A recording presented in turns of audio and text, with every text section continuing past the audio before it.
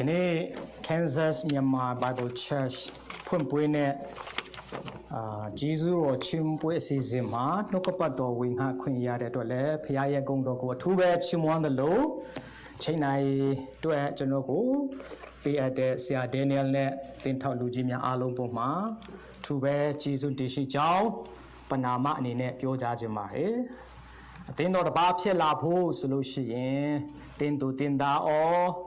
အမျိုးသမီးကဏ္ဍလူငယ်ကဏ္ဍ Sunday School ကဏ္ဍတင်းထောက်ကဏ္ဍတင်းတော်တင်းအုပ်စရာများကဏ္ဍအမျိုးမျိုးရှိပါတယ်သူတို့မှာပေးဆက်တဲ့အရာတွေအများကြီးရှိမှမြင်သာစွာဖြင့်ဆက်ကပ်တဲ့အရာရှိသလိုနောက်ွယ်မှာလုံးဝမြင်ရပဲ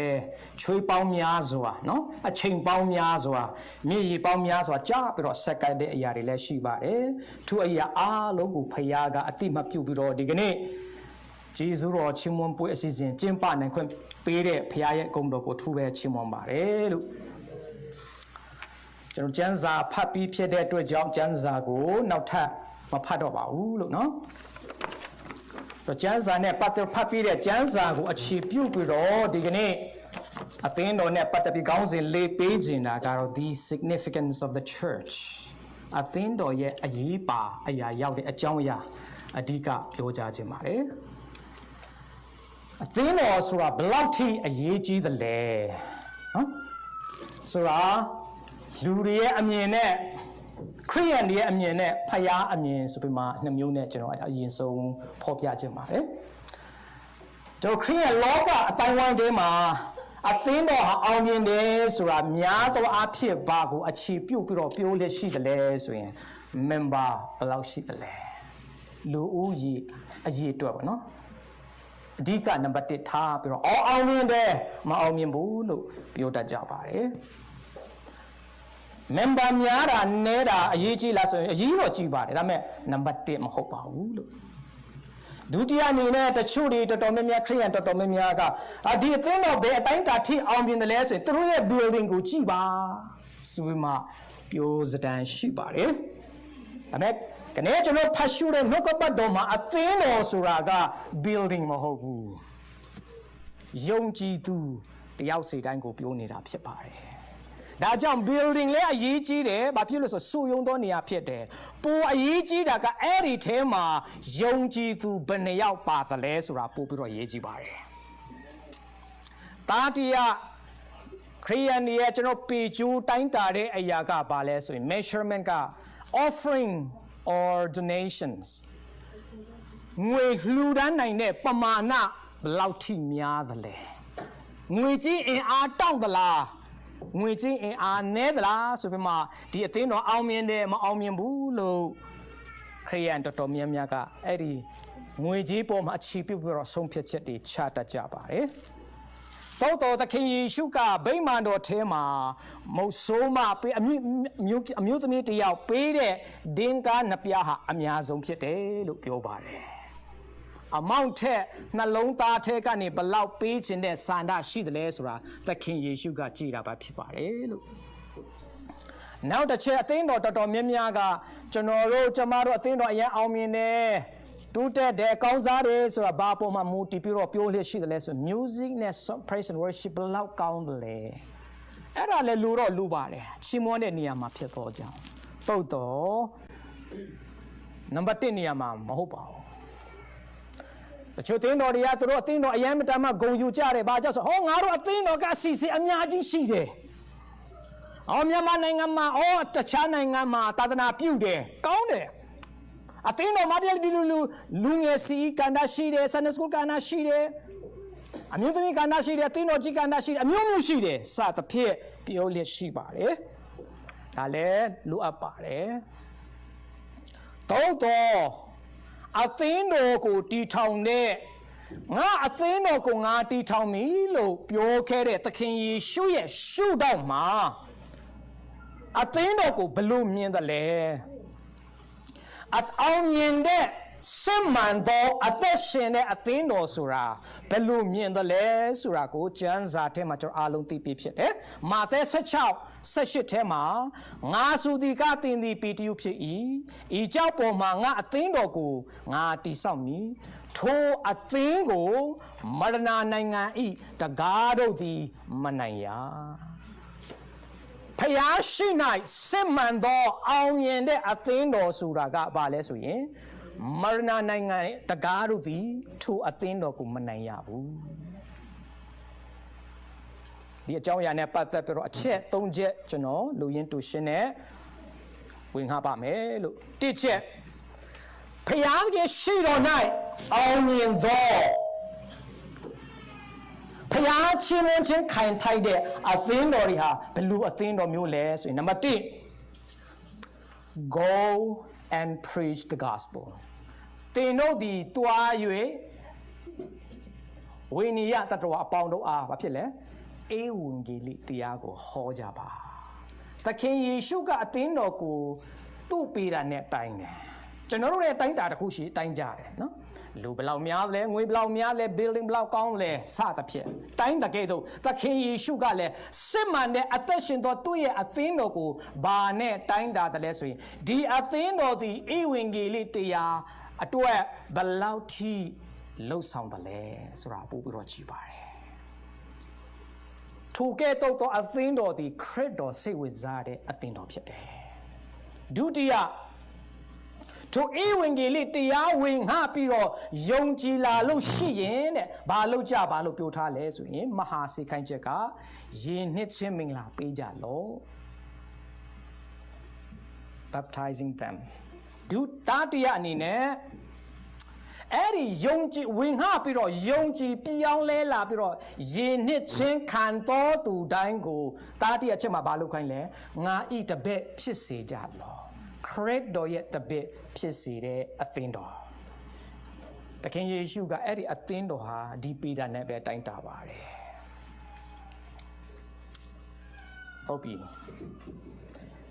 ကျွန်တော်အားလုံးလည်းအလွတ်ရတယ်လူကြီးရောလူငယ်ရောကလေးလည်းအလွတ်ရထားတဲ့ကြံပိုက်လေးဖြစ်တာမာကုတ်16:15မှာနော်သင်တို့ဒီတွားရဲ့ဝိနည်းတတ္တဝအပေါင်းတို့အားငါဤဝံဂေလိတရားကို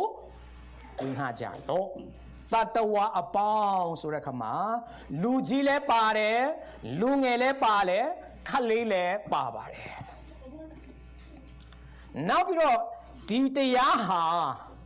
မဟာစေခိုင်းချက်ဖြစ်တယ်နော်ကျွန်တော်မြန်မာတိုင်းရင်းသားတွေကနော်တော်တော်များများကအထူးသဖြင့်မိဘတွေတေလို့ဇဲမှာအထူးမှကြားတဲ့စကားဆိုရင်အလေးအနက်တန်ဖိုးထားတတ်တဲ့အချင်းရှိတယ်မိဘခေါ်တော်မူခြင်းခံသွားပြီးတဲ့နောက်လဲအဲ့ဒါဟာသားစဉ်မြေးဆက်ကလည်းဆက်ပြီးတော့လှုပ်ဖို့ထိမ့်သိမ့်ဖို့အတွက်လည်းမှားကြားတတ်တဲ့အကျင့်ရှိတယ်အလားတူလောကရဲ့သာသနာလုပ်ငန်းပြီးစီးပြီးတော့အမှုပြီးသွားတဲ့နောက်ကောင်းကင်သို့ကြွခါနေမှာသခင်ယေရှုအထူးမှာကြားတဲ့မိန့်မာတဲ့မဟာစေခိုင်းချက်ကဒီတရားဖြစ်ပါတယ်ဒါကြောင့်အသင်းတော်ရဲ့အကြီးမားဆုံးသောဖယားနှစ်သက်တဲ့ဖယားရဲ့ရှိတော်၌လှပတဲ့အသက်ရှင်သောစစ်မှန်တဲ့အသင်းတော်ကဘာလဲဆိုရင်သွားပါ go ဆိုတော့အသင်းတော်ဒီကျွန်တော်ထိုင်လို့မရအောင်သွားရမယ်အသင်းတော်လို့ပြောတဲ့ခါမှာဒီ building ထဲမှာပြောလာတာကိုပဲအဓိကပြောတာမဟုတ်ဘူးယုံကြည်သူတယောက်စီတိုင်းဖယားကိုကဲတင်ပိုင်ရှင်ဖြစ်လက်ခံတဲ့ဖယားသားသမီးမှန်တော်သူတိုင်းမှာဘာတာဝန်ရှိတယ်လဲဆိုရင်သွားဖို့တာဝန်ရှိတယ်ဒုတိယဘယ်ကိုသွားကြပါလို့ပြောလဲကြိုက်တဲ့နေရာသွားပါလို့ကျမ်းစာထဲမှာမမြင်ဘူးအသင်းတော်ပိုင်တဲ့သခင်အသင်းတော်တည်ထောင်တဲ့အရှင်အသင်းတော်ကိုအုပ်ဆိုးသောသခင်ယေရှုကသွားပါတဲ့ဟုတ်ပြီသွားဖို့ကျွန်တော်သိပြီဘယ်နေရာမှာသွားရမလဲတမန်တော်ဝတ္ထုခန်းကြီး1အပိုင်ငယ်8ထဲမှာယူဒပြည်မှာစသောရှမာရိပြည်မြေကြီးစွန်းတိုင်အောင်သွားကြပါလို့ပြောပါတယ်အဲ့ဒီတော့သူတို့တမန်တော်တွေကတော့ယူဒပြည်ဆိုတာတကယ် literal location ဖြစ်တယ်အခုလက်ရှိပါတယ်ယူဒပြည်ဆိုတာလေနော်အဲ့ဒီကနေတစ်ဆက် ယူဒပြည်ပြန့်နှံ့ပြီးတဲ့နောက်ရှာမာရိပြည်သွားကြပါတဲ့ပြီးမှကဘာအစွန်းထိသွားပြီးတော့ငါဤဝင်ကြီးလေးတရားကိုဝေငှကြပါမြေကြီးစွန်းအထိလို့ပြောပါတယ်ဒါဆိုရင်ဒီကနေ့ကျွန်တော်တို့ရဲ့အမေရိကမှာရှိတဲ့လူတွေရဲ့ Jerusalem ယူဒပြည်ကဘယ်နေရာလဲကျွန်တော်တို့ရဲ့ရှာမာရိပြည်ကဘယ်မှာလဲမြေကြီးစွန်းကတော့ translate လုပ်စရာမလိုတော့တကယ် literal ဖြစ်ဆိုတော့ယူဒပြည်ဆိုတာကကျွန်တော်တို့ရဲ့အသင်းတော်ကျွန်တော်တို့ရဲ့မိသားစုကနေစဖို့အင်မတန်မှလိုအပ်ပါတယ်တခင်ယေရှုကမြေကြီးစွန်းတိုင်အောင်ငါ့တက်တည်ဖြစ်မယ်လို့ပြောပေမဲ့သူတို့ကိုစခိုင်းတဲ့အခါမှာမြေကြီးစွန်းကနေမစခိုင်းဘူးယူဒပြည်ကနေစတာဖြစ်တယ်ဒါကြောင့်ဖျားသခင်စိတ်ဝင်စားသောအသင်းတော်ကကိုယ့်ရဲ့အသင်းတော်ထဲမှာကယ်တင်ခြင်းမရသေးတဲ့မိသားစုဘယ်နှယောက်ရှိတယ်လဲဆိုတော့ကျွန်တော်ရဲ့ယူဒပြည်ဖြစ်လာတယ်ဒုတိယရှာမာရိကျွန်တော် Kansas City မှာဘယ်နှယောက်မပြောင်းလဲတဲ့လူတွေရှိသေးတယ်လဲအဲ့ဒါဟာကျွန်တော်တို့အသင်းတော်တိုင်းကနေစစ်မှန်တဲ့အသက်ရှင်သောအသင်းတော်တိုင်းကသွားကိုသွားပြီးတော့ဝင်ငှားရမယ်အကြောင်းအရာဖြစ်ပါတယ်ဆိုတော့သွားပါဟုတ်ပြီဒုတိယ preach the gospel ဧဝံဂေလိတရားဝင်ငှပါလို့ပြောပါတယ်။ဘာကြောင့်ဧဝံဂေလိတရားကိုအလေးအနက်ထားပြီးတော့တခြားအရာတွေထက်ဝင်ငှခိုင်းတာလေ။ခုနထိတ်ဆုံးမှာကျွန်တော်ဖတ်ပြီးပြီ။သခင်ယေရှုကိုယ်တိုင်ကငါရဲ့အသင်းတော်ဒီမရဏနိုင်တကားတို့ကလုံးဝနိုင်ရမှာမဟုတ်ဘူး။တေခြင်းတရားကအသင်းတော်ကိုနိုင်เสียအကြောင်းမရှိဘူး။ဘာကြောင့်လဲဆိုရင်တေခြင်းတရားထက်တကူးကြီးသောဧဝံဂေလိတရားရှိတယ်။ထိုဧဝံဂေလိတရားကျွန်တော်ဝင်ငှလာတဲ့အခါမှာဝိညာဉ်ပိုင်းမှာတည်တော်သူကိုဖခင်ကပြန်လဲပြီးတော့ရှင်ပြန်ထမြောက်စေတယ်။ဖခင်နဲ့အဆက်ပြတ်တော်သူကိုဖခင်နဲ့ပြန်လဲပြီးတော့တဟာယဖွင့်စေတယ်။ဖခင်ရဲ့ကိုယ်ခန္ဓာထဲမှာပြန်လဲပေါင်းစေပေးတယ်။အဲ့ဒါကြောင့်တခြားသောအမှုအငတ်တာထက်သခင်ယေရှုကမဟာစီကိုင်းချက်မှာအထူးဝင်ငှခိုင်းတာကဧဝံဂေလိတရားဖြစ်တယ်။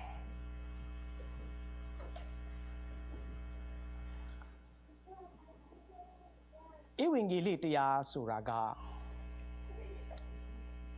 ကျွန်တော်တို့တမန်တော်ဝတ္ထုခန်းကြီး၄ထဲမှာပိုက်ငယ်7နှစ်မှာကြည့်ခါမှာပေတရုကမတ်တရက်ပြီးတော့ဝင်ငှတာပါလဲဆိုရင်ယူဒလူတွေဘာသာရေးကောင်းဆောင်တွေကသူတို့ကိုဖမ်းတယ်ညှဉ်းပန်းနှိပ်စက်လာတယ်သို့တော်ပေတရုကဘာပြောသလဲဆိုရင်မင်းတို့ဒီနာမနဲ့မဟောရတော့ဘူးဒီတရားကိုမပြောရတော့ဘူးအထူးသဖြင့်ယူဒဘာသာတွေကဘာကို cover up လုပ်ချင်တယ်လဲဆိုရင်ဘာကိုဝှက်ထားချင်ကြတယ်လဲဆိုရင်သခင်ယေရှုဟာတည်ပြီးတဲ့နောက်3ရက်မြောက်မှာတည်ခြင်းမြစ်စုမှန်ကိုအောင်မြင်ပြီးတော့ထားမြောက်တယ်ဆိုတာဟာမပြောဖို့တည်မပေါက်ကြဖို့ငွေနဲ့ဖာပြီးသားဖြစ်တယ်ငွေနဲ့လက်ပေးတာဖြစ်တယ်အဲ့ဒီတရားကိုတမန်တော်တွေကမရှက်မကြောက်နဲ့ဝင်ငှလာတဲ့ခါမှာဖမ်းတယ်ရိုက်တယ်အချုပ်ထဲထားတယ်။ဘာပဲဖြစ်ဒီတရားမပေါက်ကြဖို့အတွက်ငါတို့အကြီးကျယ်ဆုံးမပြတော့ပြန်လွတ်မယ်ဆိုမှလူအကြီးကဲတွေကခေါင်းဆောင်ကြီးကဲတွေပြောပြီးမှကဲမင်းတို့ဒီတရားမဟောနဲ့တော့မပြောကြနဲ့တော့လို့တားတဲ့ခါမှာအချင်းတို့တဲ့ငါတို့မြင်ရကြားရတဲ့အရာမပြောမဟောပဲနေရမှာလားစဉ်းစားကြလေငါတို့လူသားတွေကဖခင်ရဲ့စကားကိုနားထောင်ရမလားမင်းတို့ဘာသာရေးခေါင်းဆောင်တွေရဲ့စကားကိုနားထောင်ဖို့ဘယ်ဟာပိုတင့်တော်သလဲငါတို့ကြတော့ငါတို့မြင်ရကြားရတဲ့ထိုသခင်ရဲ့အကြောင်းဧဝံဂေလိတရားကိုမဟောဘဲနဲ့မနေနိုင်ဘူးဘာကြောင့်လဲဆိုရင်ထိုတရားသည်ထိုသခင်၏နာမတော်မှတပါငါတို့ကိုကယ်တင်နိုင်သောနာမတစုံတစ်ခုမြတ်ကောင်းကင်အောက်လူတို့တွင်မပေါ်မရှိဟုပေတရုကအတိအလင်းဟောပြောတယ်။ဒါကြောင့်အသင်းတော်ရဲ့ကျမ်းမာသောစစ်မှန်တဲ့လက္ခဏာတစ်ခုကပါဆိုဧဝံဂေလိအထူးဝင်ငှဖို့လိုအပ်တယ်။ဒီခေတ်မှာဆိုလို့ရှိရင်အခြားသောဧဝံဂေလိတွေပုံများလာတဲ့အခါမှာအခြားသောဩဝါဒတွေများလာတဲ့အခါမှာဧဝံဂေလိတရားဝင်ငှခြင်းဟာခက်နောက်ကြပြီလို့ပြောကြတယ်။သခင်ယေရှုကတော့ကပ်ကဘာကုံဆုံးသည့်တိုင်အောင်ဝင်ငှခိုင်းတာဖြစ်တယ် ဧဝံဂေလိတရားဟာခက်နောက်ကြတယ်ဆိုတာမရှိဘူးအသင်းတော်ကအထူးတန်ဖိုးထားပြီးတော့သခင်ယေရှုတန်ဖိုးထားတဲ့အရာတန်ဖိုးထားပြီးတော့ဝင်ငှဖို့လိုအပ်ပါတယ်။ဘာကြောင့်လဲဆိုထိုတရားသည်သခင်ယေရှုကိုယ်တိုင်ငါသည်ရှင်ရ7 25 26မှာယေရှုကလည်းငါသည်ထားမြောက်ခြင်းအကြောင်းအသက်ရှင်ခြင်းအကြောင်းဖြစ်၏ငါကိုယုံကြည်သောသူသည်တည်လွန်တော်လဲရှင်လိမ့်မည်ငါကိုယုံကြည်၍အသက်ရှင်သောသူရှိသမျှတို့သည်တည်ခြင်းနဲ့အစင်မပြတ်ကင်းလွတ်ကြမည်လို့ပြောပါတယ်။ဒါကြောင့်ယေရှုတရားဝင်ငှခြင်းသည်အသင်းတော်ကိုတည်ခြင်းတရားကမနိုင်ဘူး။အသင်းတော်ထဲမှာယေရှုအကြောင်းဝင်ငှတာနဲလေထိုအသင်းတော်သည်တည်ခြင်းတရားကအနိုင်ယူတာဖြစ်တယ်။ဒါကြောင့်ဒီအသင်းတော်သည်အောင်မြင်သောအသက်ရှင်တဲ့အသင်းတော်ရဲ့လက္ခဏာပေါ်လွင်စေတဲ့အရာကယေရှုအကြောင်းကိုများများဝင်ငှတဲ့အသင်းတော်ဖြစ်တယ်။ဒုတိယထိုဧဝံဂေလိတရားဝင်ငှပြီးတော့ပြောင်းလဲလာလို့ရှိရင်တဲ့သခင်ယေရှုကဒုတိယခြေလှမ်းနေဖြစ်ဝင်ငှခိုင်းတာကလုတ်ခိုင်းတဲ့စေခိုင်းတဲ့မဟာစေခိုင်းချက်ကဘာလဲဆိုရင်ယုံကြည်သမျှသောသူတို့ကိုခမည်းတော်သားတော်တန်ရှင်းသောဝိညာဉ်တော်သုံးပါးတဆူဖခင်ရဲ့နာမဖြင့်ယဉ်နှစ်ချင်းမင်္ဂလာပေးကြပါလို့ပြောပါတယ်ယဉ်နှစ်ချင်းဒီကဲတင်ချင်းရဖို့အတွက်တော့မဟုတ်ဘူးယဉ်နှစ်ချင်းဒီကဲတင်ချင်းတို့ရောက်တော်သူတိုင်းအတွက်ဖြစ်တယ်ကျွန်တော်ဒီကျမ်းစာမှာစေခိုင်းချက်ဖြစ်သောကြောင့် norm စံချိန်အနေနဲ့ခရိယန်အသက်တာမှာစံချိန်နဲ့ထားရမယ့်ဥစ္စာဖြစ်တယ်Sam Simon ဆိုတဲ့ apologist တယောက်နော်သူမွတ်စလင်ထဲမှာအထူးသဖြင့်ဝင်ငှတယ်ခရစ်ယာန်ထဲမှာလည်းအများကြီးဝင်ငှပေမဲ့အထူးသဖြင့်မွတ်စလင်တွေအတိုင်းဝိုင်းထဲမှာဝင်ငှတဲ့မို့တော်ဆောင်ဆရာတစ်ပါးဖြစ်တယ်သူပြောတဲ့ဥစ္စာလေးကျွန်တော်အယံခွန်အားရတဲ့အတွက်သဘောကျတာပါလဲဆိုရင်ခရစ်ယာန်တော်များများကကဲတင်ချင်းရပြည့်တဲ့နောက်ယဉ်နှစ်ချင်းမင်္ဂလာကိုအလေးနဲ့မထားကြဘူးဒါပေမဲ့သခင်ယေရှုကတော့အလေးနဲ့ထားတယ်လို့ပြောတယ်တော်တော်လေးသဘောကျတယ်။ဘာကြောင့်လဲဆိုကဲတင်ချင်းအတွက်တော့မဟုတ်ဘူးဒါပေမဲ့ကဲတင်တော်သူတိုင်းအတွက်ဟုတ်တယ်။လက်ဝါးကတိုင်မှာလူဆိုးနောက်ဆုံး last minute မှာယေရှုကိုကဲတင်ပိုင်ရှိဖြစ်လက်ခံယုံကြည်သွားတဲ့လူကယဉ်နှစ်ချင်းတော့မခံလိုက်ရဘူး။အဲ့ဒါဟာကျွန်တော်ခရိယန်တွေရဲ့အသက်တာအတွက် norm စံချိန်ဖြစ်ထားလို့မရအောင်။သူကချွန်းချက်အနေနဲ့ပဲထားတာဖြစ်တယ်။ဒါကြောင့်ခရိယန်အသင်းတော်တိုင်းမှာကဲတင်ချင်းရောက်သောသူတိုင်းဒီယဉ်နှစ်ချင်းမင်္ဂလာခံကိုခံရမယ်။ဘာကြောင့်လဲဆိုခရစ်တော်ရဲ့မိန့်တော်မူတဲ့စကားဖြစ်သောကြောင့်သာဖြစ်တယ်။ဒါပေမဲ့အသင်းတော်တင်အောင်ဆရာတော်များများ credit ယူသွားကြတယ်။ငါယဉ်နှစ်ချင်းပဲနှစ်ယောက်ပြီးပါတယ်ဆိုတော့ဂုဏ်ယူဝါကြွားတဲ့နေရာမှာကျွန်တော်ယူသွားတတ်ကြတယ်။တကယ်တော့ခရစ်တော်ကို credit ပေးဖို့ဖြစ်တယ်။ဘာကြောင့်လဲဆိုအသင်းတော်ဆိုတာ it's not about us it's all about Jesus ယဉ်နှစ်ချင်းနဲ့ပတ်သက်လာပြီးတော့သခင်ယေရှုကပေါလုအားဖြင့်ကျွန်တော်ရှင်းလင်းစွာနားလည်ဖို့အတွက်လိုအပ်တဲ့အကြောင်းယောမ6အပိုင်ငယ်3နဲ့4ထဲမှာဖော်ပြပါတယ်ယဉ်နှစ်ချင်းအရေးကြီးတဲ့အကြောင်းဒါပေမဲ့တချို့အသင်းတော်မှာတော့ယဉ်နှစ်ချင်းဒီကဲတင်ခြင်းနဲ့အပြစ်စီးကြောချက်အတွက်ခံယူပြီးတော့ယုံကြည်လက်ခံကြတယ်ယဉ်နှစ်ချင်းမင်္ဂလာဆိုတာကကဲတင်ချင်းအတွက်လည်းမဟုတ်ဘူးကဲတင်တော်သူအတွက်သာဖြစ်တယ်မကဲတင်ချင်းတော့မရောက်တော့သူအတွက်ယဉ်နှစ်ချင်းမင်္ဂလာခံယူဖို့မဟုတ်ဘူးကျွန်တော်မြန်မာနိုင်ငံမှာဆိုရင်လက်ထမင်္ဂလာပြုတော့မယ်ဆိုရင်ယဉ်နှစ်ချင်းမင်္ဂလာမခံသေးလို့ရှိရင်တော့ယဉ်နှစ်ချင်းရင်ခံရလိုက်အောင်ပြီးမှပဲယဉ်နှစ်ချင်းပေးမယ်လို့တင်းဥဆရာတော်တော်များများကျွန်တော်တုံတင်ပေးကြတယ်မင်္ဂလာဆောင်ဖို့အတွက်ယဉ်နှစ်ချင်းမင်္ဂလာခံခိုင်းတာမဟုတ်တချို့တွေကြတော့လေအသင်းတော်ထဲမှာထုံတန်းစင်လာရှိတယ်အသက်7နှစ်မဟုတ်ရင်ယူဒလူမျိုးတွေက73မှာနော်သူတို့ကတရားဝင်သားအဖြစ်အတိမတ်ပြုတဲ့မွေးစားသားတွေဆိုရင်ဆိုတော့7နှစ်နဲ့73မှာအသင်းတော်တော်တော်များများကယဉ်နှစ်ချင်းမင်္ဂလာပေးရမယ်ဆိုတော့တင်ဟုတ်စရာတော်တော်များများကအကဲအသက်စနစ်အားလုံးဆိုပြီးမှမင်္ဂလာရောယောက်ျားစရင်ယူပြီးတော့ပြုစုပြီးမှယဉ်နှစ်ချင်းမင်္ဂလာဟာတပတ်လုံးလုံးတင်တန်းပေးတယ်ဒါပေမဲ့ကဲတင်ချင်းတော့မဝင်ငှပေးဘူးအဲ့ဒါတော်တော်ဝမ်းနည်းစရာကောင်းတယ်ဒါဆိုရင်သခင်ယေရှုဆိုလိုခြင်းနဲ့ယဉ်နှစ်ချင်းရဲ့အဓိပ္ပာယ်ကပါလေအနှစ်သာရကပါလေယ ယောမ6:3နဲ့4ယေရှုခရစ်၌ဗတ္တိဇံကိုခံတော်သူရှိသမျှတို့သည်အသေးခံတော်မူခြင်း၌ဗတ္တိဇံကိုခံချသည်ဟုသင်တို့မသိကြသလောတဲ့ထို့ကြောင့်အသေးခံတော်မူခြင်း၌ဗတ္တိဇံကိုခံသောအဖြစ်ထိုသခင်နှင့်အတူတကြူခြင်းကိုခံကြ၏အကြောင်းမူကားခရစ်တော်သည်ခမည်းတော်၏ဘုံတကူအားဖြင့်တည်ခြင်းမှထားမြောက်တော်မူသည်နည်းတူငါတို့သည်လည်းအသစ်သောအသက်၌ကျင်လည်ရကြတည်းဆိုယင်းနှစ်ချင်းမင်္ဂလာရဲ့အနှစ်သာရကပါလဲဆိုရင်အိုးကျွန်တော်အပြစ်သားအပြစ်ကြောင့်ယေရှုကကိုစားပြုတ်နော်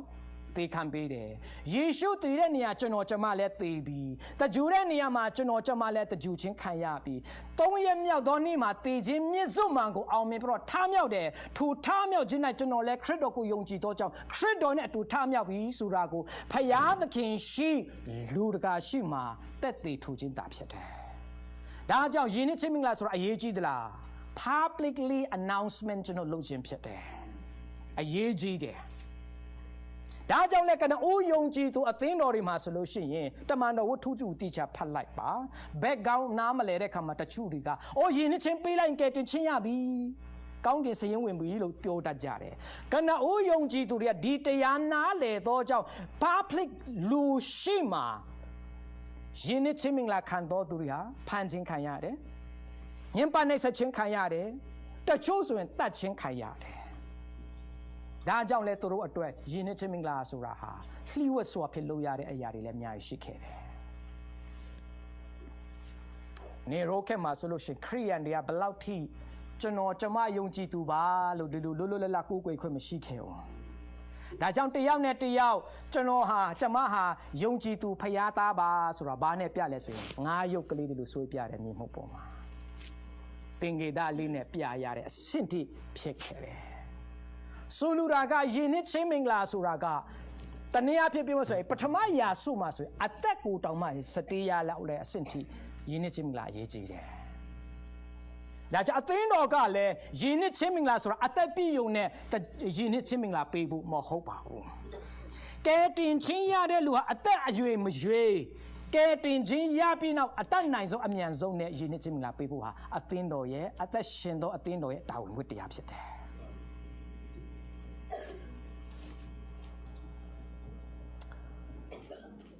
ကျွန်တော်ဆုံးသက်ပိုင်းရောက်တော့မယ်တားတရချက်ငါဤတပည့်ဖြစ်စေကြလောလို့ပြောပါတယ် make disciples of all nations အပိုင်ငယ်19ကနေ20ထဲမှာအခြေပြုပြီးတော့ကျွန်တော်ဝင်ငှခြင်းနဲ့အပိုင်ငယ်20မှာ18ကိုဖတ်ရင်19နဲ့18ကိုဖတ်ရင်ကောင်းကင်အောက်မြေကြီးပေါ်မှာရှိသမျှသောအာဏာစက်အားလုံးကိုငါလက်ထဲမှာခမည်းတော်ဖျားပေးပြီလို့ပြောတယ်အဲ့ဒီရှိသမျှသောအခွင့်တကောအာဏာနဲ့ကျွန်တော်ကိုပြန်စေလွတ်တာဖြစ်တယ်စေလွတ်တာကသွားပါတဲ့ဧဝံဂေလိဝင်ငှပါယုံကြည်ရင်ယဉ်နှစ်ချင်းပေးပါတာတရကြီးမားတဲ့မဟာစေခိုင်းကြီးကပါလေယုံကြည်သမျှသောသူတို့အားငါဤတပည့်ဖြစ်စေကြလော making disciple of Christ ခရစ်တော်ဤတပည့်တော်လှုပ်ခြင်းခရစ်တော်ဤတပည့်တော်မွေးထုတ်ခြင်းဆိုတဲ့မဟာစေခိုင်းချက်သားတရားဆင်ကျွန်တော်ရောက်ပါပြီဆိုတော့တပည့်တော်လှုပ်ဖို့အတွက်ဘာကျွန်တော်သင်ပေးရမှာလဲ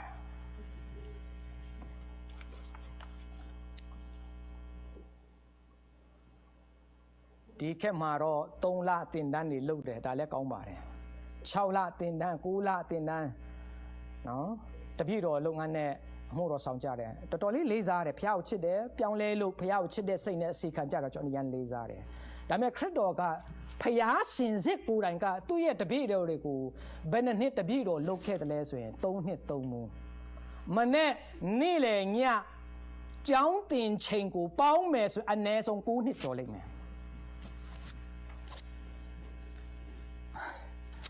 တဘောပေါက်မှာပါနော်ခုခက်မှာတော့3လတင်တန်း6လတင်တန်း9လတင်တန်းနဲ့လောက်တာလဲကျွန်တော်အင်မတန်မှလေးစားပါတယ်ဖះသုံးပြုတ်တဲ့ဆရာမတွေအများကြီးရှိပါတယ်ဒါပေမဲ့ဖះကူတိုင်က6နှစ်ကနေ9နှစ်ဝန်းကျင်လောက်တင်ပေးခဲ့တယ်အဲ့ဒါတောင်မှအားလုံးကသစ္စာဖောက်လိုက်သေးတယ် ဒါကြောင့်လဲ3လ6လတင်တန်းတရားတော့ခဏခဏဖောက်တာမလွဲပါဘူးမမှားပါဘူးနော်ဩဝါဒမှားခဲ့ရင်လဲမှားတယ်လို့ပြောလို့တောင်တော့နည်းနည်းခက်တယ်ဘာလို့ဆိုခရစ်တော်က6နှစ်ကနေ9နှစ်ဝန်းကျင်လောက် credit hour နဲ့တွက်မယ်ဆိုရင်6နှစ်ကနေ9နှစ်လောက်သင်ပြီးတဲ့7ယောက်တောင်မှ7ယောက်ထဲမှာ1ယောက်ဆိုတော့ကိုတောင်တတ်သေးလိုက်သေးတယ်ဆိုတော့ကျွန်တော်တို့3လတင်တန်း6လတင်တန်း9လတင်တန်းဆိုတော့တွေ့ရင်တော့ဩဝါဒလွေးသွားရင်လည်းအဲ့လောက်ကြီးလဲ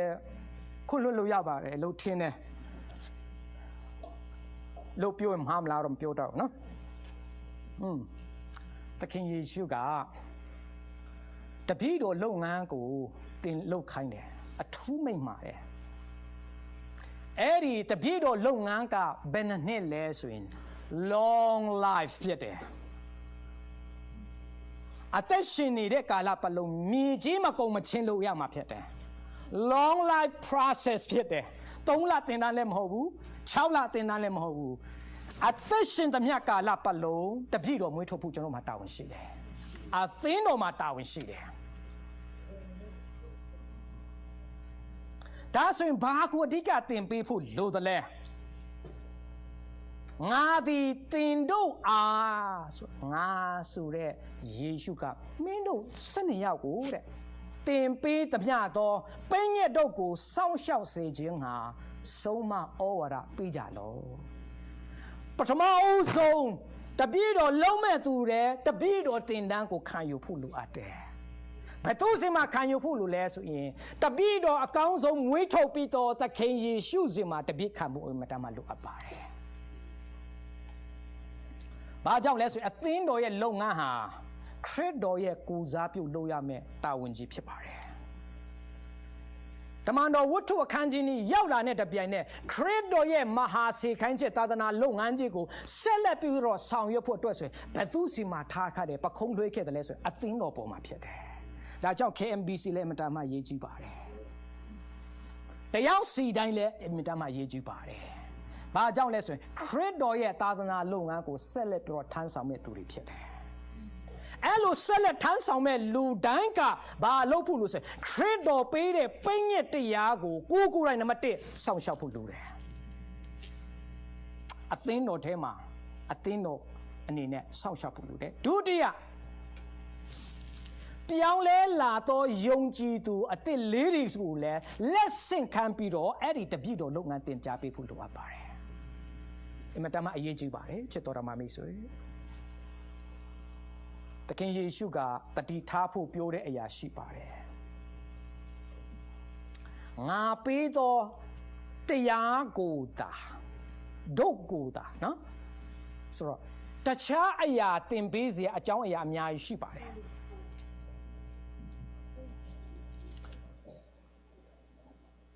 ကျွန်တော်ဖျားဓမ္မအသုံးပြုတဲ့ဒီ Southern Baptist ပေါ့နော်တင်းစရာကြီးခုတော့ခေါ်တော်မူခြင်းခံပြီးပြီသူ့ရဲ့သာသနာလုံးကတော်တော်လေးကြီးမားပြီးတော့ကျေပြန့်စွာဖြစ်ဖျားကအသုံးပြုပြီးတော့ကောင်းချီးပေးခဲ့တယ်သူ့ရဲ့တာ Andrew Mega Church တင်းဥစရာဖြစ်တယ်သူသားကြတော့သူ့ဖေကတော့ဖျားသခင်ယေရှုမိန့်မှာတဲ့အတိုင်းကျမ်းစာနဲ့ဝင်ငှပြီးတော့တွင်တင်ပေးတယ်ဆုံးမပြီးတော့ဝင်ငှပေးတယ်လက်ဆင့်ကမ်းတပြီးတော့မွေးထုတ်ပေးတယ်သူ့သားရောက်လာတဲ့ခါကျတော့သူ့သားပါစတာအန်ဒရူးကဘာပြောလဲဆိုရင်ငါတို့ဒီကျမ်းစာအုပ်ကြီးကလွန်ခဲ့တဲ့အနှစ်1000ဝန်းကျင်လောက်မှာရေးသားပြီးတော့ပြီးဆုံးခဲ့ပြီးပြီဆိုတော့အဲ့ဒါကြီးကတော့တိတ်ဒီခေတ်နဲ့ဆိုရင်လုံးဝဆက်ဆက်မှုမရှိဘူး it's not quite related to our current or temporary situation လို့ပြောတယ်ကျွန်တော်ခက်တဲ့ဒီစီးကြောင်းနဲ့ဒီစာအုပ်နှစ်ပေါင်း2000ကျော်ကရေးခဲ့တဲ့ဥစ္စာနဲ့လုံးဝဆက်ဆက်မှုတိတ်မရှိဘူးဒါကြောင့်အဲ့ဒီကျမ်းစာတိတ်ပြီးတော့ it's not reliable တိတ်ပြီးတော့မိခိုအားထားလို့တိတ်မကောင်းဘူးလို့ပြောလာတယ်အဖေကဒီကျမ်းစာမှဒီကျမ်းစာဖယားနှုတ်ကပတ်တော်ဖြစ်တယ်လို့ပြောတယ်တာရင်ခောက်ကဘာဖြစ်လဲတာကြီးကပလင်ပေါ်မှာသူ့ရဲ့အသင်းတော်မှာဒီကျမ်းစာတိတ်ပြီးတော့အားကိုးလို့မရဘူးအရင်ဟောင်းသွားပြီခက်နောက်ကျသွားပြီလို့တရားဟောတယ်သခင်ယေရှုကအဲ့ဒါကိုအထူးသတိထားဖို့ပြောတာဖြစ်တယ်ငါတရားကလွဲလို့တခြားတရားမဝင်ငှနဲ့လို့ပြောတာဖြစ်တယ်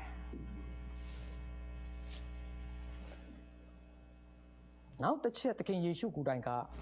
ဝေငှခဲ့တဲ့အရာကရှင်လုကာခန်းကြီး16အပိုင်ငယ်46သူ့ရဲ့ဗိမာန်သူ့ရဲ့ဖျားเจ้าဒီဘလူမျိုးကိုပဲမြင်ချင်တယ်လဲဆိုရင်16:46မှာငါအိမ်သည်စုတောင်းရာအိမ်ဖြစ်၏ဟုကျမ်းစာ၌လာတော်လဲတင်တို့သည်ထူအိမ်ကိုဓမြတွင်ဖြစ်စေကြပြီတကားဟုမိန့်တော်မူ၏ဟုတ်ပြီဒါတော့ယုံကြည်သူ member တွေတော့မဟုတ်တော့ဘူးအဲ့ဒီခါတုန်းကရှင်လုကာခန်းကြီး3အခန်းကြီး3ပိုင်ငယ်2ထဲမှာယူဒဘာသာမှာအကြီးကဲခေါင်းဆောင်ကြီးတွေ2ယောက်ရှိပါတယ်အဲ့ဒါကအာနာနဲ့ကယာဖတို့ဖြစ်ပါတယ်သူတို့ကသခင်ယေရှုခက်မှာသခင်ယေရှုကိုတရားစီရင်တဲ့ပုဂ္ဂိုလ်ကြီးတွေဖြစ်တယ်ယေဘရဟိမင်းတွေဖြစ်တယ်ဘယ်လိုမျိုးနဲ့ဖျားကြောင်ယူဒဘာသာကိုခုတုံးတုံးပြီးတော့ manipulate လုပ်ပြီးတော့စီးပွားရှာကြတယ်လေဆိုလို့ရှိရင်ဓမြတွင်ဖျားကြောင်ဗိမာန်တော်ကြီးကိုဓမြတွင်နဲ့ပြောင်းလဲပစ်တယ်လေဆိုတာပြောပြခြင်းတယ်ကျွန်တော်တို့ဒီမှာတော့ဖျားကြောင်လာပြီးမှအလှထည့်ရင်ဈေးဝယ်တဲ့ဒေါ်လာလဲဒီဒေါ်လာပဲဖျားကြောင်ယူလာတယ်နော်အရက်ဝေတဲ့ပတ်စံနဲ့ပဲဘုရားเจ้าမှာလည်းအလှပြန်ထည့်တယ်ဒါပေမဲ့ဂျိုးလူမျိုးတွေကြတော့ဘယ်လူမျိုးအလှထည့်ကြတယ်လဲဆိုရင်သူက temple coin ဆိုတာတတ်ရှိတယ်ကျွမ်းကျင်တဲ့တမိုင်းဒီရဲ့ပြောပြခြင်းအရာပေါ့နော်ဆိုတော့ဘုရားเจ้าမှာအလှထည့်ခြင်းပြီးဟဲ့ဆိုရင်တခြားသောနိုင်ငံကနေလာတဲ့လူတွေလည်းအများကြီးလူမျိုးတွေရှိတယ်ရောက်လာတဲ့အခါမှာဘုရားเจ้าအနားမှာexchange ဆိုတဲ့ငွေအလဲလေလုပ်ငန်းရှိတယ် money exchange ဆိုတာနော်ငွေလဲလေလုပ်ငန်းတွေရှိတယ်အဲ့ဒီမှာတန်ဖိုးဈေးကြီးကြီးနဲ့သူတို့ရဲ့ temple coin ကိုရောင်းပေးကြတယ်အဲ့လိုအားဖြင့်အကျိုးအမြတ်တွေကိုအသင်းသူတင်တာ temple မှာလာပြီးတော့ကိုးကွယ်တဲ့လူတွေစီကနေအကျိုးအမြတ်တွေအများကြီးလုပ်ကြတယ်ဒုတိယရစ်ပူဇော်ဖို့အကောင်တွေယူလာကြတယ်တားကောင်ယူလာတဲ့ခါမှာသူတို့ယေဘရဟိမင်းတွေကစစ်ဆေးတယ်ဒီတားကောင်တော့မရဘူးအပြစ်ရှိတယ်အနာဇာရှိတယ်ဘုရားလက်ခံမှာမဟုတ်ဘူးဆိုမှပယ်ပြီးမှသူတို့ရဲ့တားကောင်တွေကိုဈေးကြီးကြီးနဲ့ရောင်းပြီးတော့ရစ်ပူဇော်ခိုင်းတယ်သူတို့ရဲ့တားကောင်ကိုဈေးပေါပေါနဲ့ဝယ်ပြီးတော့တခြားလူစီမှာဈေးကြီးကြီးနဲ့ပြန်ရောင်းတယ်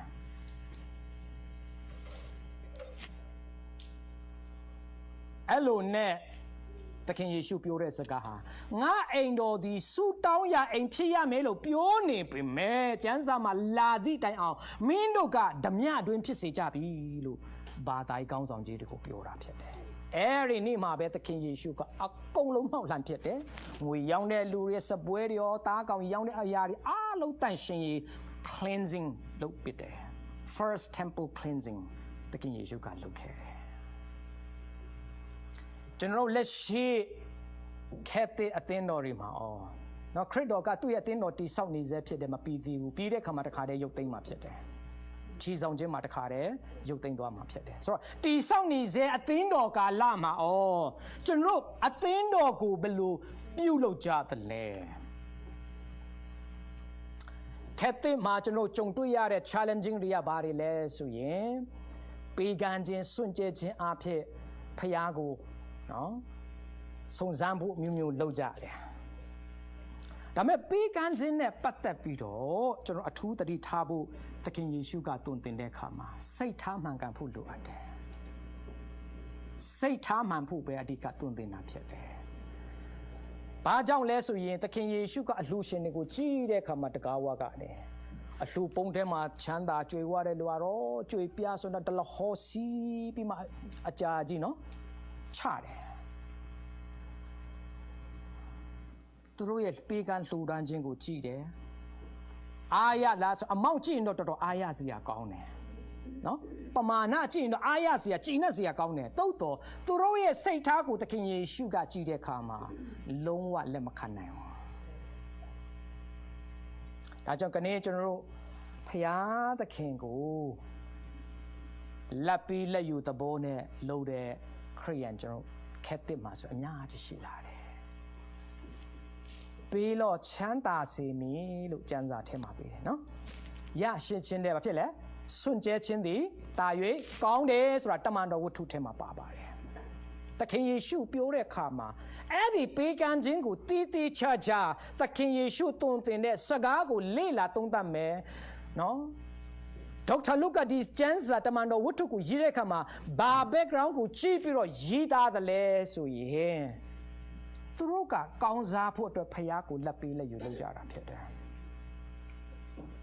ဆိုတော့ပေးကမ်းခြင်းဟာအမတမဖခင်နှစ်သက်တယ်ဒါပေမဲ့ဖခင်သခင်ပြောတဲ့ပေးကမ်းခြင်းဟာနှစ်ကောထဲမှာတမန်တော်ပေါလုအဖြစ်ပြန်သွန်သင်တာကပါလဲဆိုရင်ပြန်ရဖို့မျှော်လင့်ခြင်းမရှိဘဲနဲ့ပေးကမ်းခြင်းကိုပြောတာဖြစ်တယ်အစစ်မှန်ပေးကမ်းခြင်းပြီးလို့ရှင်ချမ်းသာမယ်ဆိုတော့ဖခင်ကို manipulate လုပ်တာမဟုတ်ဘူးလေအဲ့ဒါက manipulate လုပ်တာဖြစ်တယ်ယောဘဝတ္ထုထဲမှာကျွန်တော်ဖတ်ရင်ထာဝရဘုရား၌မွေ့လျော်လို့တုတ်ပြုတ်လင်တင်းသည်ကောင်းစား၍ချမ်းသာမယ်ဆိုတာတွေ့ရတယ်ဒါကြောင့်ခရိယန်တော်တော်များများကဖခင်၌မွေ့လျော်ပါဘာအတွက်လဲကောင်းစားမယ်ချမ်းသာမယ်ဒါဆိုရင်တို့ရဲ့ရည်ရွယ်ချက်ကပါလဲကောင်းစားဖို့နဲ့ချမ်းသာဖို့ဖြစ်တယ်အဲ့ဒီနှလုံးသား attitude လို့ခေါ်တဲ့စိတ်သဘောထားဟာလုံးဝဓမြအတွင်းဖြစ်စေတဲ့တရားတွေဖြစ်ပါတယ်ဟုတ်ပြီဆိုတော့သခင်ယေရှုမြင်ခြင်းနဲ့စစ်မှန်သောအသက်ရှင်တဲ့အသင်းတော်ဆိုတာဘယ်ဟာမျိုးလဲဆိုရင်ဖျားရှိတော်၌ဒူးထောက်ပြီးတော့ကိုရောတာတတ်နိုင်တယ်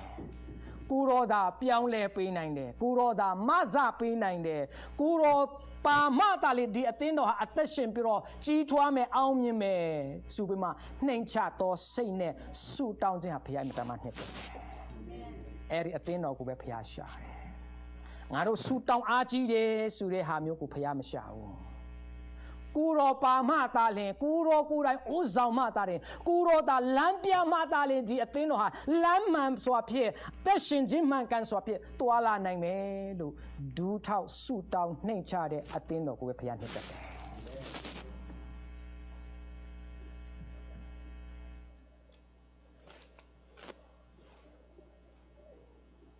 နောက်တစ်ချက်ဘုရားသခင်မြင်ချင်တော့သူ့ရဲ့အသင်းတော်ပုံစံဟာဘယ်လိုမျိုးလဲဆိုရင်တိခန်းကြီး3အပိုင်ငယ်15တိမောသေဩဝါဒစာပထမဆုံးခန်းကြီး3အပိုင်ငယ်15ထဲမှာဒီလိုရေးသားပါတယ်ထိုအသင်းတော်ကတမာတရားဤအမိတကယ်ဖြစ်၏တမာတရားဤတရားလည်းဖြစ်၏အသင်းတော်ဆိုတာဘုရားဘာပဲမြင်ချင်တယ်လဲဘယ်လိုပုံစံမျိုးနဲ့လှုပ်ရှားတယ်လဲ preferences ကိုဘုရားသခင်အဓိကမကြည့်ဘူးလူတွေကတော့ကျွန်တော်တို့လူဖြစ်တဲ့အတွက်ကြောင့်ဒီမှာကျွန်တော်မတ်တရတဲ့အခါမှာဆရာဆပင်ကဲဘယ်လိုရှိသလဲမြင့်မှန်ဘယ်လိုတတ်သလဲဘယ်လိုကင်သလဲဘယ်နှချိန်ကင်ပြီလဲလို့ရည်တွက်လဲလူလဲရှိကောင်းရှိနိုင်တယ်မဆိုနည်းနည်းပပလှုပ်ရှားတဲ့အခါမှာကြာတာဟုတ်အင်ဂျီပုံစံ neck tie ဘာအယောင်ဝဲလဲအင်ဂျီအယောင်ဘာဝဲလဲဘူးပနဘာစီးလဲဆိုတာကျွန်တော်တို့လူတွေကအပြင်ပန်းတရံကြည့်တယ်ဖျားကြီးတဲ့စစ်မှန်လူချင်းတော်စစ်မှန်တဲ့အသင်းတော်အသက်ရှင်တဲ့အသင်းတော်ကပါဆိုရင်ဒီအသင်းတော်ဒီငါရဲ့တရားတမာတရားမှာတကယ်အမြင်ပြုတ်သလားဒါပဲအရေးကြီးတယ်လူဘလောက်ရှိလဲဆိုတာရေးကြည့်ပါတယ်အရေးမကြီးတာတော့မဟုတ်ဘူးအရေးကြီးတယ်ပိုရေးကြီးတာကဒီအသင်းတော်ကလူဘယ်နှယောက်ကဖျားရဲ့နှုတ်ကပတ်တော်ကိုဝဲအမြင်ပြုတ်တယ်လေဆိုတာပဲဖျားစိတ်ဝင်စားတယ်ဒီနေ့ KMBC လဲလူနေတယ်လို့ထင်ရပေမဲ့ရာခိုင်နှုန်းနဲ့တွက်ပြီးတော့ဖခင်ရဲ့နှုတ်ကပတ်တော်မှာလုံလုံလေးရရက်တည်တယ်ဆိုရင်ဖခင်တကယ်နှစ်သက်တယ်။ဒါပိုရေးကြီးတယ်။ဒုတိယတမာတရားဤတရားလည်းဖြစ်၏ကျွန်တော် news တစ်ခုနားထောင်တယ်Facebook မှာပေါ့နော်။ pastor တယောက်ကို interview လုပ်တဲ့ဥစ္စာသူလည်းသူ့ရဲ့ research လုပ်တဲ့ဥစ္စာပေါ့နော်သူ့ရဲ့လက်လှမ်းမီတဲ့လောက်ရှာဖွေစုဆောင်းတဲ့အရာကိုပြန်ပြောတာပဲဖြစ်တယ်အဲ့ဒါလေး 100% မှန်ချင်မှလည်းမှန်မယ်မှန်တာလည်းဖြစ်နိုင်တယ်မမှန်တာလည်းဖြစ်နိုင်တယ်သူ့အတိုင်းတာနဲ့သူလေ့လာတဲ့ဥစ္စာပြောတဲ့မေးတဲ့အခါမှာဖြေတဲ့အရာလေးကျွန်တော်ပြောပြခြင်းတယ်ဒီခက်အသင်းတော်ဟာတဲ့ရာခိုင်နှုန်းဘယ်လောက်ဒီသခင်ယေရှုပြောတဲ့ကျမ်းစာအတိုင်းကိုယ့်ရဲ့အသင်းသူတင်းသားတွေကိုဟောပြောတယ်တွန်းတင်တယ်ဆုံးမတယ်ပြုတ်ပြင်ပေးတယ်တီဆောက်ပေးတယ်ဆိုတာဘယ်လောက်ရာခိုင်နှုန်းရှိသလဲလို့မေးတဲ့အခါမှာကျွန်တော်ကြားတာသူကစာနဲ့လည်းရေးတယ်ဆိုတော့နားကြားမလွေးနိုင်တော့ဘူးနားနဲ့မျက်စိနဲ့အမြင်ရပြီဆိုတော့နော် 2% လောက်ကပဲတမာတရားအစစ်မှန်ဟောတယ်တဲ့ 2% ဆိုတော့98% ကကျမ်းစာအတိုင်းပဲသူမှမဟောတော့ဘူးတဲ့ဟာတော်တော်ဝမ်းနည်းစရာကောင်းနော်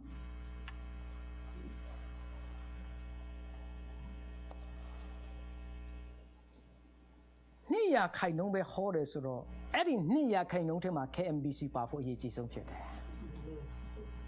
ကျွန်တော်ယုံကြည်သူတယောက်စီတိုင်းဒီခက်မှာကျွန်တော်ရဲ့စိန်ခေါ်မှုတွေကပါတယ်ဆိုရင်လူရဲ့အခွင့်အရေးမိန်းမအခွင့်အရေးကလေးတွေအခွင့်အရေးဆိုတဲ့ဟာနဲ့ပဲတွာလာတဲ့အခါမှာ LGBTQ လည်းအသင်းတော်ထဲမှာအများကြီးလက်ခံလာတယ်နောက်ကလေးတွေလည်းအဲ့ဒီ LGBTQ အလံလေးတွေနဲ့ကာရာတွေဒရာမာပြရာတွေလုပ်တယ်လူတယောက်ကဒါတော့ကျမ်းစာနဲ့မညီဘူးလုံးဝမဖြစ်နိုင်ဘူးလို့စန့်ကျင်တဲ့အခါမှာအသင်းတော်သူသားအားလုံးနဲ့ခေါင်းဆောင်အားလုံးကအဲ့ဒီလူကိုအသင်းတော်ကနေဖယ်ထုတ်လိုက်တယ်တကယ်တော့ဖယ်ထုတ်ခံရမှာကအဲ့ဒီလူတွေဖြစ်တယ်ဒီကနေ့အသင်းတော်သည်ခရစ်တော်ရဲ့သွန်သင်တဲ့တရားပေါ်မှာလုံးလုံးလင်းလျားမိခိုဖို့လိုအပ်တယ်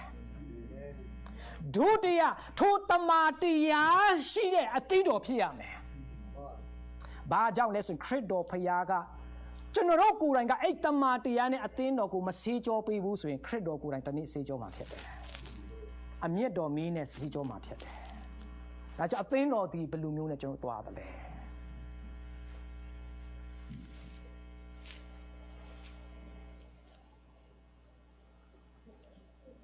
ဒါကြောင့်မလို့နောက်ဆုံးအနေနဲ့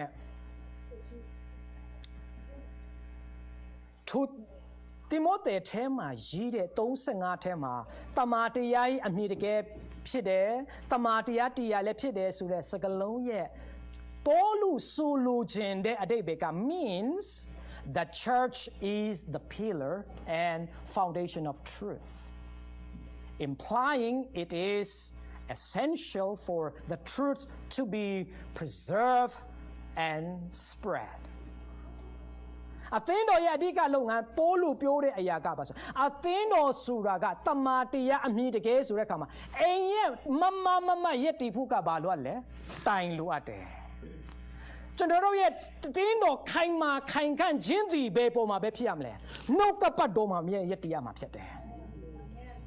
အသင်းတော်က imply လုပ်ဖို့ကဘာလဲဆိုရင်အဲ့ဒီတမာတရားရှိပြီးသားအရာအသည့်အဆမထွန်တော့ဘူးရှိပြီးသားဟောပြီးသားတွင်တင်ပြီးသားတမာကျမ်းစာထဲမှာမှုတ်သွင်းပြီးတော့တင်ထားပေးတဲ့တရားကိုဘာလို့ဖို့လို့တလဲ preserve မပျက်စီးအောင်မပြတ်သုံးအောင်လွှဲမှားစွာ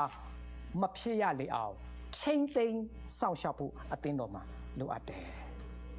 နောက်ဆုံးကထိုအသင်းတော်ရဲ့တာဝန်ကဘာလဲဆိုရင်ထိမ့်သိမ်းတဲ့တွန်းတင်ထားတဲ့သခင်ယေရှုရဲ့စကားကို